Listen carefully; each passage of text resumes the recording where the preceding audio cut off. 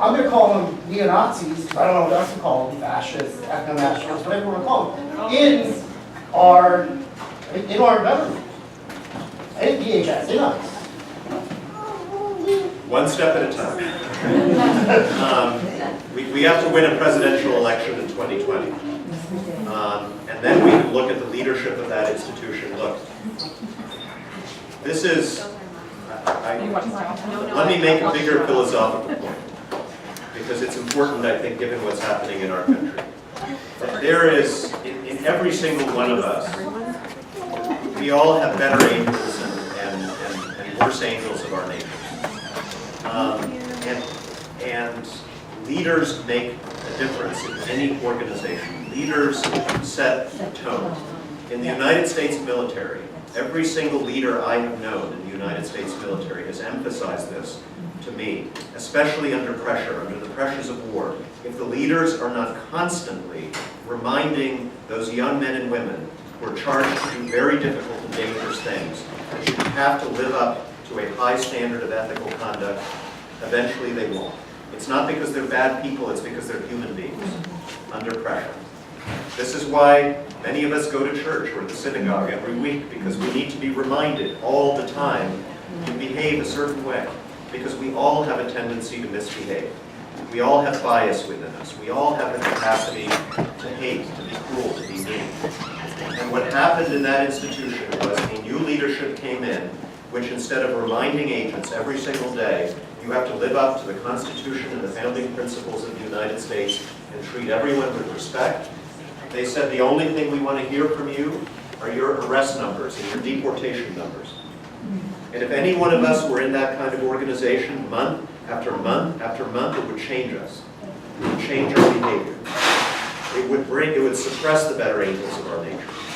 I mean, some people are courageous enough to resign, to stand up to their superiors. Very few people actually are in real life. And so we have to change the leadership and the leadership climate and the leadership ethic of institutions like that if we're going to deal with the problem you raised. In the meantime, I will have their leaders in front of congressional committees every goddamn week explaining themselves.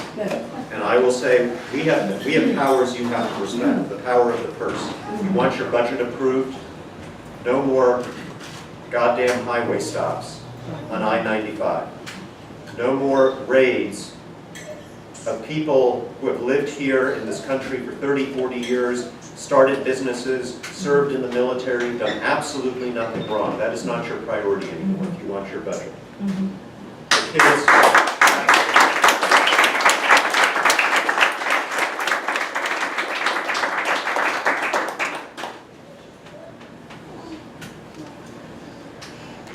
You can't tell the party what to do, but if you could, what would you tell the Democratic Party to do about the Supreme Court right now? Yes. Look, I'm a high road kind of guy. In this debate we've been having over 2 years about do we take the high road or match them step by step down the low road to the gutter. I have argued for the most part we have to take the high road because if the Democratic Party is not defending the constitutional norms and moral values of the United States of America, then nobody will, and we're done. But we also can't be chumps. Right. And I think this is one where I would be more on the we can't be chumps side of the ledger.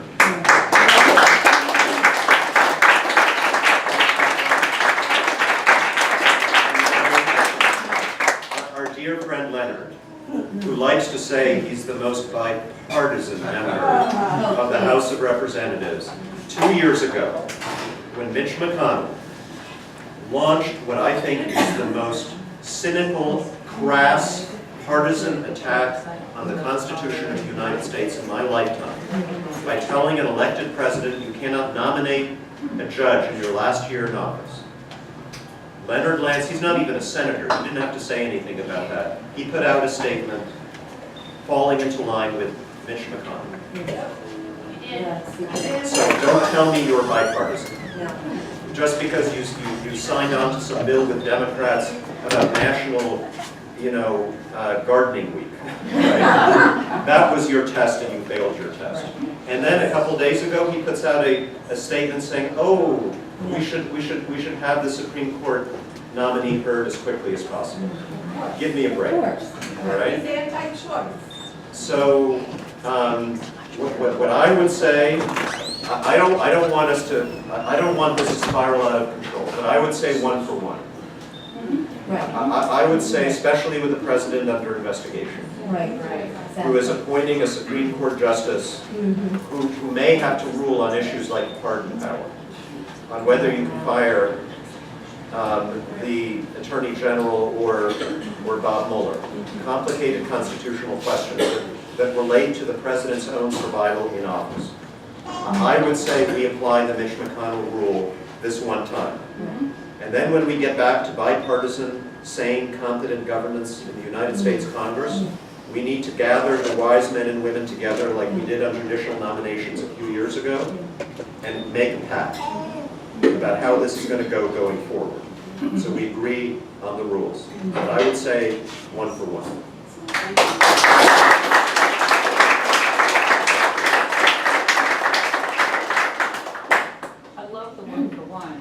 But how do you manage that in the current situation where the Dems don't have the power? Well, we have to win an election. They'll be acting prior to the election. Well, acting prior, yes, I would insist on the McConnell precedent.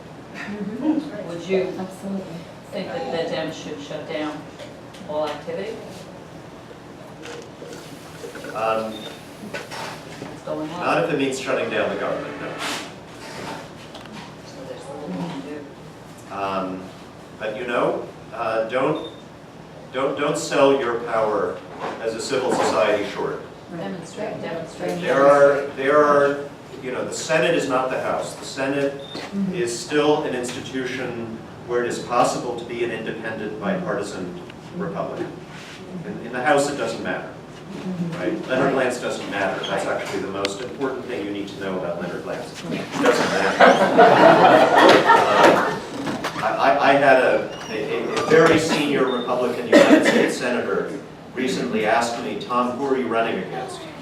And I said, well, I'm running against Leonard Lance, to which his answer was, I wouldn't know him from a hole in the ground. Good luck. He doesn't matter. In the Senate, there are Republicans who matter, who are pro-choice.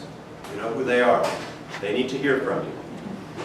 There are senators who care about protecting the Mueller investigation and the integrity and independence of the Justice Department. They need to hear from you. At the very least, they need to be demanding that anybody who Trump nominates recuse themselves from any matter that may come before the Supreme Court relating to that investigation and to the President's relationship with the Justice Department. That would be a demand. That would at least get us something very, very important. Let them hear from you, because if not, we are not, even if we lose this fight now, which I'm not convinced we will be set up for the real debate and argument when we have a Democratic House of Representatives next year about what the rules for judicial nominations should be going forward. Thank you. Yes, sorry. Anybody here? So I meant to ask, over the last few weeks, we've seen, kind of at the more international stage, Trump and his UN ambassadors have withdrawn, for instance, from the UNHCR, the Human Rights Council, just as these humanitarian crises are coming up with our treatment of immigrants, etc. What, as a congressman, do you think you could do to try to compel Trump to stay accountable to these international organizations? Did folks hear the question? So Trump withdrawing from international organizations, the Human Rights Council, others, what can we do to hold him accountable for that, to maintain our leadership internationally? That's a paraphrase. But You got it. good enough, okay. Actually, just today, the United States, we had a candidate to run an organization called the International Organization on Migration, which is a UN-affiliated body that basically helps migrants and helps countries deal with migration countries around the world, and an American has led that organization for decades. It's a tradition at the UN that an American gets that post. There was a US candidate who was voted down. Never happened before. You can imagine why. Like, really? A Trump nominee for the Organization for Migration? So we are isolating ourselves. We are increasingly alone and lacking influence in the world because of this kind of behavior. We can't force Trump to join these organizations. And I don't think his influence in them would necessarily be all that constructive. But I think there are creative things the Congress can do. One idea I had when Trump turned his back on the G7. Remember that up in Canada when he basically declared war on Canada on his way to kissing up to Kim Jong-un? One thing I thought the Congress should do is to pass a resolution adopting in full the communique, the resolution of the G7 that Trump refused to sign. At the end of every one of these meetings, they adopt a statement, basically motherhood and apple pie stuff, we're for peace, you know, we call on Russia to get out of Ukraine, we call on Assad to stop bombing his people, we believe in a free and open trading system, stuff that we've always accepted. The thing that he refuses to sign, the Congress should pass. Not that it'll force him to behave differently, but it'll send a message to the world that the United States of America is not Donald Trump. That we have our own voice that is independent from the President of the United States, so that they do not lose hope in the United States. Because we are coming back in 2021. I don't want the world to have lost hope in us between now and then. Tom, last question, and then we'll close the remark. How would that happen, though, that Congress would pass that resolution? They could just pass it. It's just, you know, be it resolved, and you But someone would have to put it forward. put forward, yes. Okay. Well, I do that.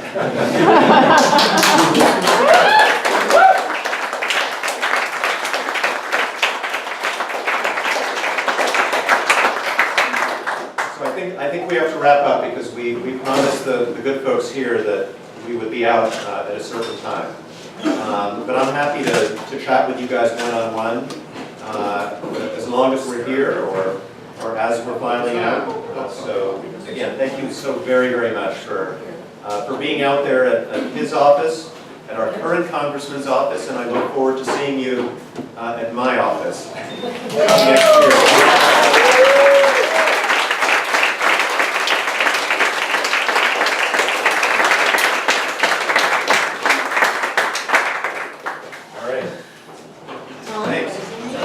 Can I just say, everyone, I have 6 Malinowski signs.